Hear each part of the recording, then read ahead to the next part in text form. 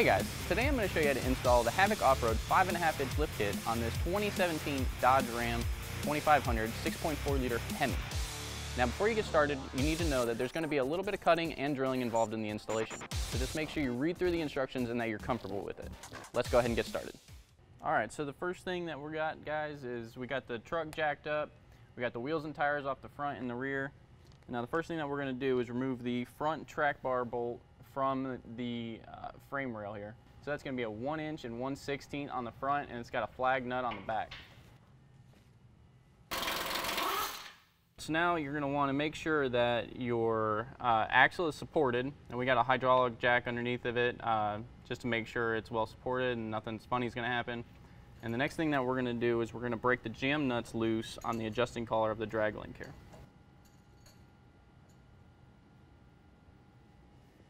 So the next thing we're going to do is we're going to disconnect the tie rod from the pitman arm.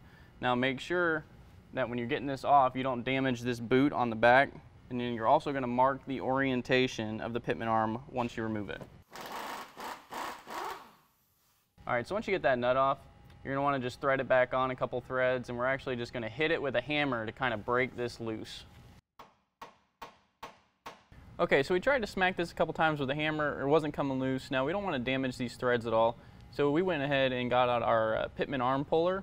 Now if you don't already have one of these, you can go ahead and pick one up from your local parts store or just rent one, but that's what we're going to use to get this out.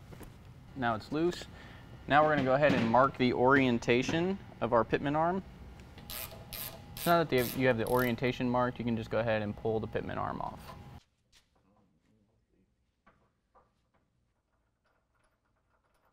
Okay, so now that we got the nut off, you can see that this isn't going anywhere, so we're going to get our pitman puller again and to pull this arm right off.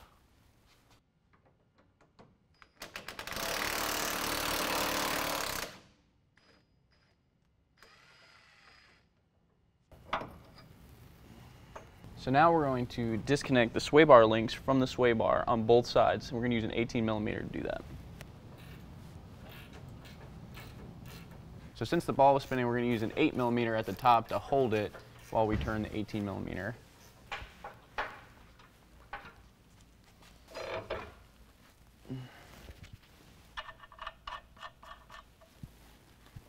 Okay, so now we're going to use a 13mm to remove the brake line bracket from the actual axle, and we're going to do that on both sides.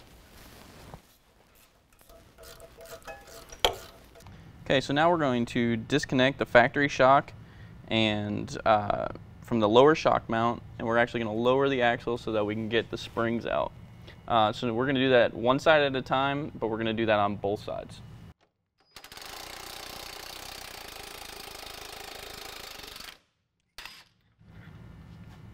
And that's just a 21mm socket, and it's got a flag nut on the opposite side. Okay, so now we have the factory shocks undone on both sides. We're going to go ahead and lower our jacks down slowly, and then we can remove our coil springs on both sides.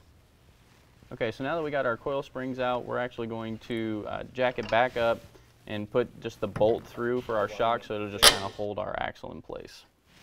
Okay, so now we have our radius arm. We need to install the bushings in the metal sleeve. So to do that, we sprayed them down with a little bit of heavy-duty silicone, and then we're just kind of push them into place. You might have to use a press for this, but we're going to try to just use our hands for right now. There you go, one side went in great.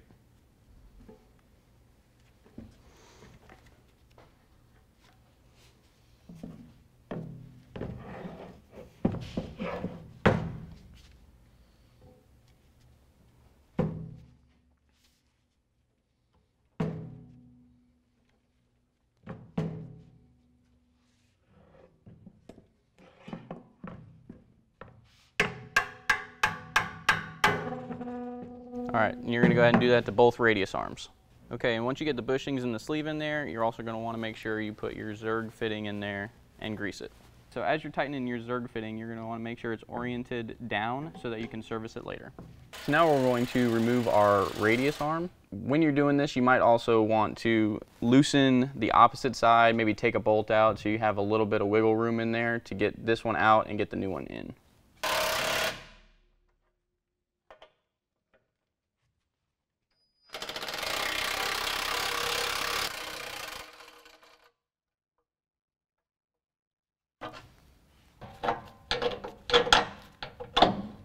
Okay, good.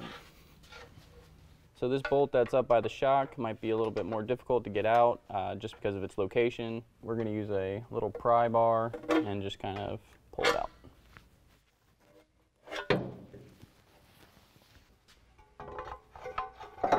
There we go.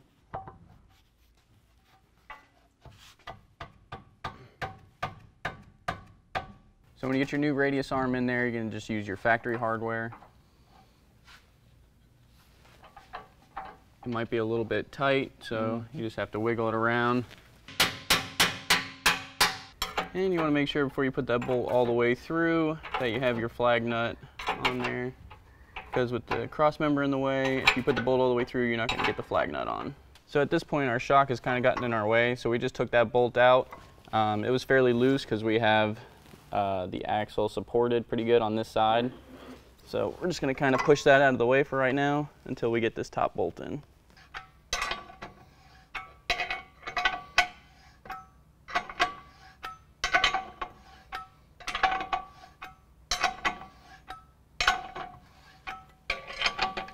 Okay, so to get the bottom bolt in on the driver's side, we're actually going to take out the bottom bolt of the radius arm on the passenger side so that we can kind of rotate the axle a little bit to get that bottom bolt in. So when you're tightening these bolts down, you just want to make sure that this is oriented so that the cam is facing inside those little brackets there.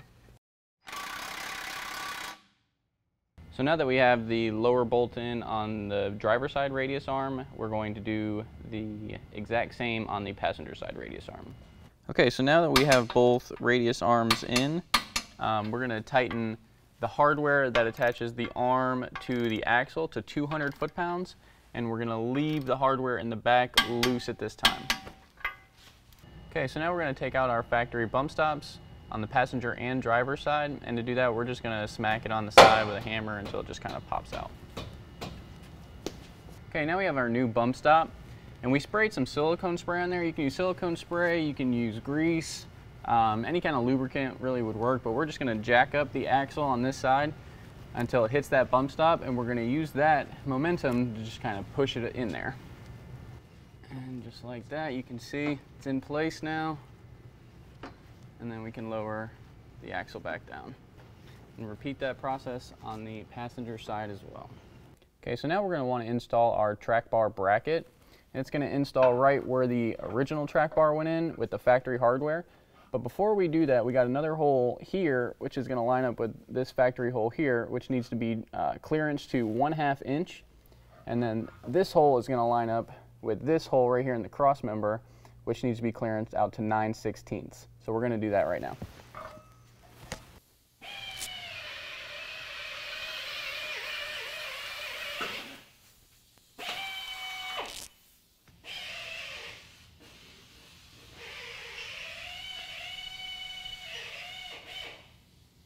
Okay, so now that we've got our holes clearanced, we can put our track bar bracket in place. For where the original track bar was, we're going to use the factory hardware and put that bolt through with the flag nut on the back.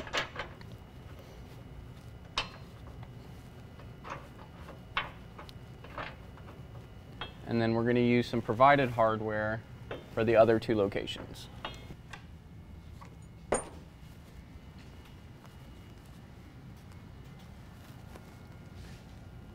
So you have a bolt with a tab, and they provide you with a little bit of wire to thread that on there so you can kind of fish it through that top hole in the cross member. So once you get that through, it should be relatively easy.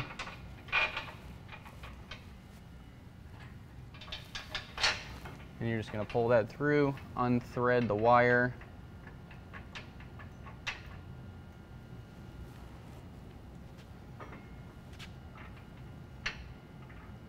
And then you're going to have a thick washer and a nut that's going to go on the end of that.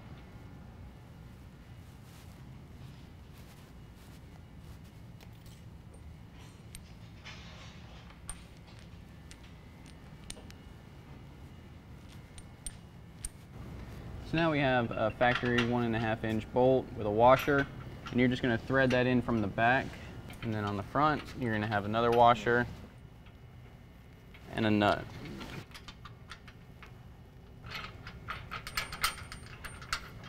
like that. Okay, so we're going to go ahead and tighten down our provided hardware. We're going to tighten that down to 65 foot-pounds. And then we're going to tighten our factory hardware to 250 foot-pounds. Okay, so now we're going to use an 18mm to remove the top mount for the shocks. We're going to remove the passenger and driver side shock at this time. Once we have the shock off, we want to retain the lower mounting hardware because we're going to reuse that, but we don't need the top part. Okay guys, so since this is a gas model, we don't have to do any re-indexing or anything like that. We can just go ahead and put our new coils in with the factory isolator. Now they are marked driver and passenger side, so just make sure that you grab the right one. And you're gonna have to lower the axle pretty far to get these in there. But once you do, it should just slip in, and then you can go ahead and raise it back up. And on your factory isolator, there's gonna be a little locating pin, and you wanna make sure that goes back into the hole. So on that little locating pin, you might want to put some silicone or some grease to just make sure it slides in there easily. Okay, so now we're going to put our bushings into our shock. And to do that, again, we're going to use some silicone spray or any grease, anything like that. And you're just going to push that in there. Sometimes these can be a pain. You might have to use a vise, you might have to use a hammer to get it in. So again, if you can push it in by hand, that's best. It's supposed to look just like that. Metal sleeve, again, we're going to spray that with some silicone. And push that in there just like that. You might want to flip it over and press on it because you want it to be nice and flush against that rubber bushing. Okay, so now we got our new shock with our provided washer and bushing on the bottom. So you're going to put that through, and then a bushing and a washer, and then a 1/2-inch nut on the top of that. And you can go ahead and tighten that down until the bushing starts to swell a little bit, and that's when you know it's tight enough.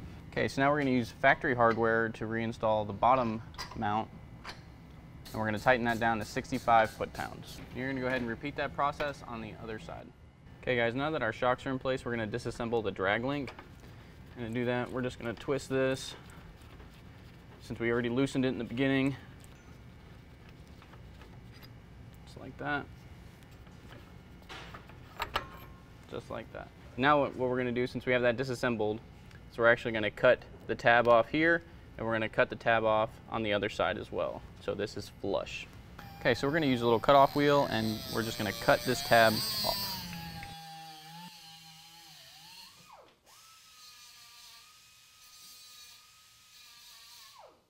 So now we're going to do the same thing to this side. We're just going to cut it so that it's flush right here.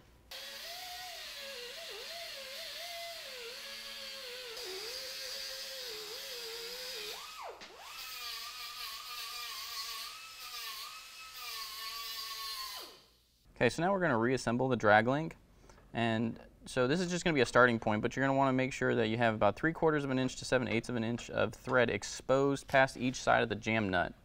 And again, like I said, it's just going to be a starting point. It's obviously going to have to be adjusted once you get the truck back together. Okay, so now we're going to install the new pitman arm, and you're going to use that alignment mark that we made earlier to make sure it's on correctly. And then you're just going to put the factory lock washer and nut back on. And you want to make sure you use some red Loctite in there because you don't want that thing to come off. Okay, so before we tighten down the pitman arm, we're going to go ahead and reinstall the drag link. And that's just a factory nut that's going on there. And that'll just kind of hold everything in place as we tighten it down. We're going to tighten down the drag link to 65 foot-pounds and then tighten down the other end of the pitman arm to 225 foot-pounds. Okay, so now we're going to remove our brake line brackets, passenger and driver side. We're going to remove. Okay, so now we have our relocation bracket for our brake line, and we're going to use 2 bolts. The factory bolt is going to go back through the threaded hole, and then we have a self-tapping bolt that is going to go through the other hole. And we're going to go ahead and tighten those down with a 13mm.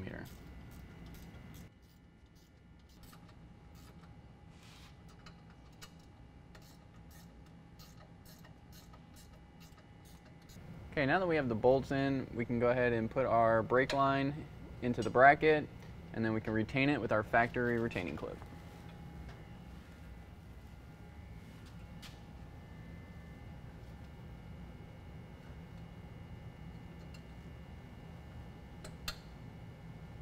Okay, so now we're going to remove the two bolts holding on our sway bar on the passenger side.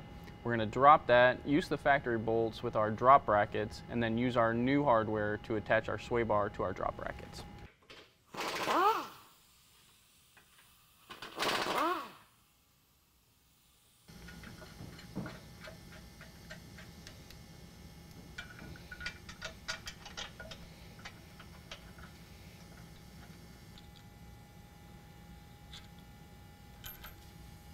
Okay, so you're going to repeat that process to put the bracket in on the other side as well.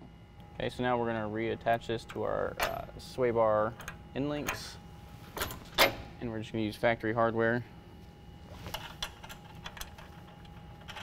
Tighten that. And now these brackets are adjustable back and forth. What we're going to do is adjust them all the way forward and then tighten these down to 35 foot-pounds, and then we're going to tighten down the nut on the sway bar end link to 45 foot-pounds. Okay guys, so now we're going to remove the steering stabilizer, and that's going to be two 18mm bolts, and then they have flag nuts at the top.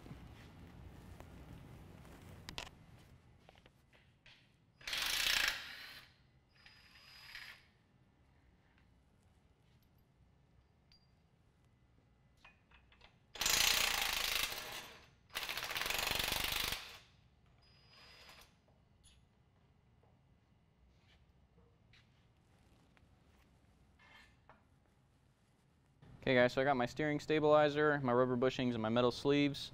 So we need to install these before we put this on the truck. I'm going to use my silicone spray to get this in there.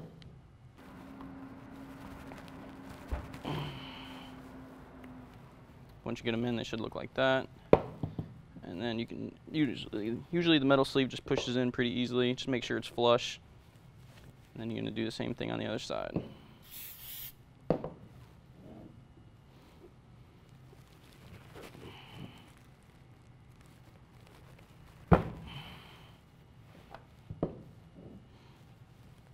There we go.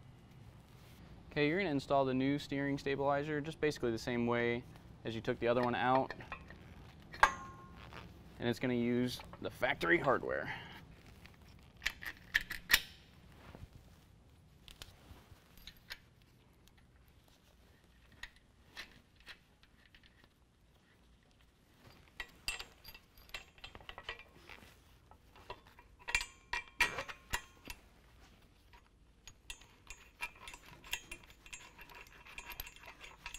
Now we're going to go ahead and tighten those down.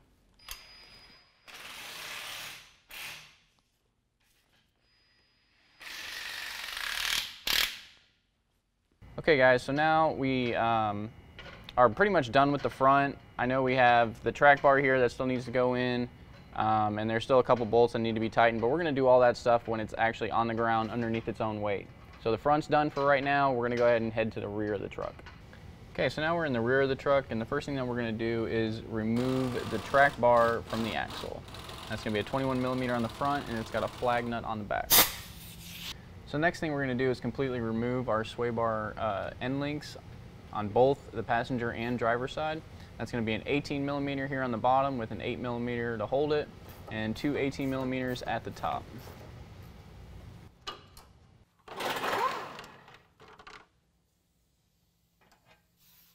Okay, so with the axle well supported, now we're going to remove the shocks on both sides, and that's going to be two 21mm on the bottom. We're going to go ahead and do that on the passenger and driver side.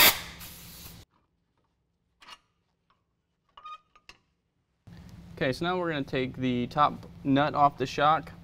This is going to be an 18mm, and you might have to reach inside because you can't really get in through this side without taking the inner fender well out, but if you just reach on the inside, it's really no big deal. And it should come out just like that. Alright, so now that we got both shocks out, we can take our coil springs out. So what we're going to do is we're going to lower both of our jacks at the same time and until they come loose, and then we'll just fish them out. Okay, so now we're on the driver's side, and this rearmost hole here that you can see after you take the coil spring out needs to be clearance to a 1/2 inch to accept some new hardware that's going to go with our bracket that relocates our track bar. Okay, so our bracket for the track bar is going to go, it's going to fit right over the factory location. So we're going to have to pull out this little retaining clip here. Just pull it down like that. This is going to fit right over this like so. And then in the hole that you just drilled, you're going to get some 7/16 provided hardware. You're going to feed that in from the top, and it's going to be the bolt, washer, and then on the bottom you're going to put another washer and a nut. And you can just leave that loose for right now. And then you got another bolt and provided washer. It's going to come up through the bottom, and it's going to have a washer and a nut. So once you have those two bolts in, you can stick your factory bolt right through the middle with that metal sleeve in there. And it should just go right through to the other side. And then you're going to use your flag nut on the other side. Okay, so once you get that bolt started in there, you can get your flag nut on the back of it and just give it a few turns. Okay, so now that we have our track bar bracket in, we're going to go ahead and tighten down all these bolts. We're going to start with the bottom one, and that's going to be tightened down to 35 foot-pounds. So the next one that we're going to tighten down is the hole that we drilled out that's right by our coil mount, and we're going to tighten that bolt down to 45 foot-pounds. So now we're going to tighten down our factory bolt in the middle, and we're going to tighten that to 95 foot-pounds. Okay, so now we're going to have to lower our axle because we're going to be putting in the new coil springs, and so we're going to have to lower this down quite a bit to allow the clearance. So we've lowered our axle as far as it'll go, and we tried to get our new coil springs in, but we still didn't have enough clearance, so we're actually going to remove the bolt, the factory bolt, holding on the shock in the middle, so that we have a little bit more drop for the axle.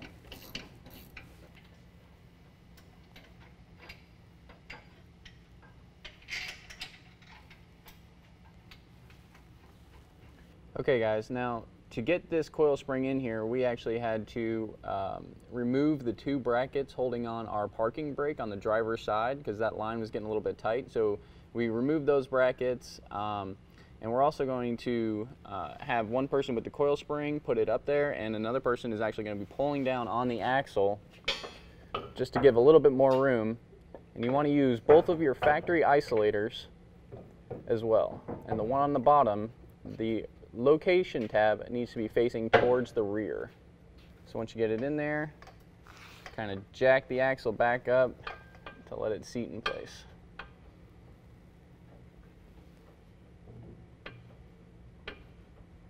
Okay guys, so now we're going to put the shocks together for the rear. So you're going to have two bushings, one for the top, one for the bottom. There you go.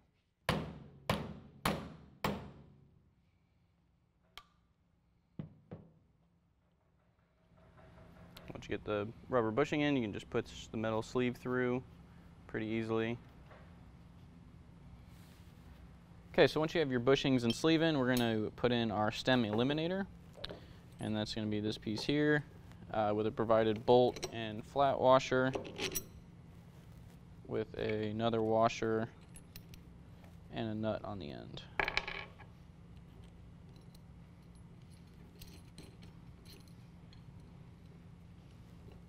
And then you should have another large washer and a large nut, and those are just going to go on the top for when you install it.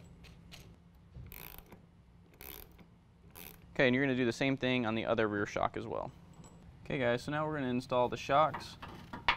Your stem eliminator is going to go up through the hole, and on the top you're going to have a washer and a nut. I'm going to go ahead and just get that started for right now. And then we'll just raise up the axle until we get it lined up. Run that bolt through, again with the factory hardware. And we can go ahead and tighten those down on the driver and passenger side. Okay guys, so now we're going to install our bushings and sleeves into our sway bar links. And we're going to do those the same as we did the shocks. Just going to lube them up here with some silicone and just push them through.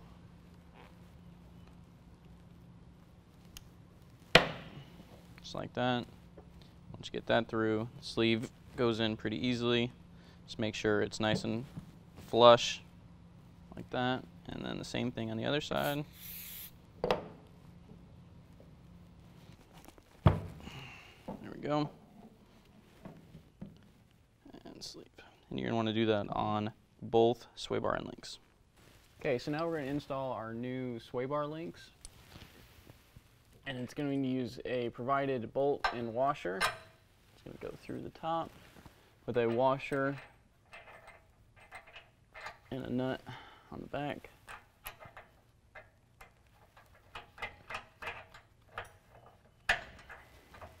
And then same thing at the bottom. You want to run these bolts from the outside in. You might have to raise the axle up a little bit to fit.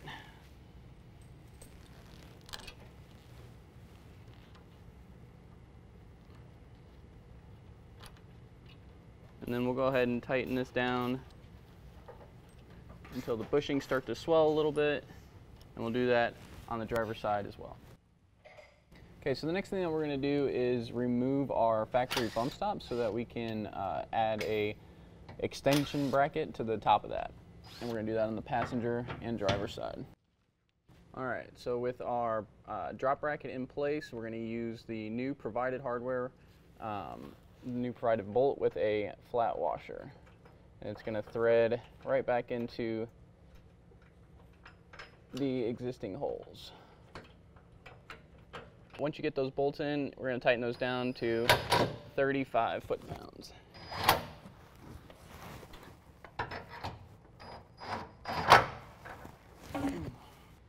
You know, we got the shocks in, we got the sway bar links in, and everything's good to go, everything's tight.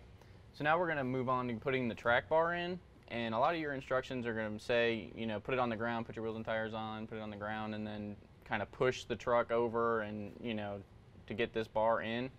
But we've done a lot of these, and we found that you can kind of do it on the lift or on your jack stands if you just have a ratchet strap, and you can kind of line everything up and then just push that bolt through.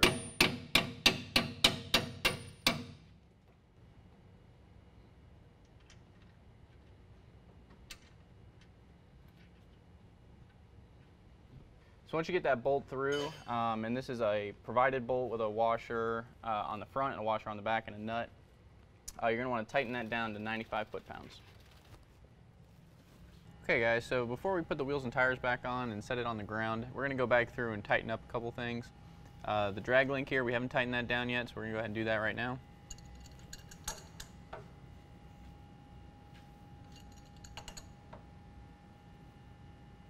Okay, and we'll go ahead and tighten the radius arm.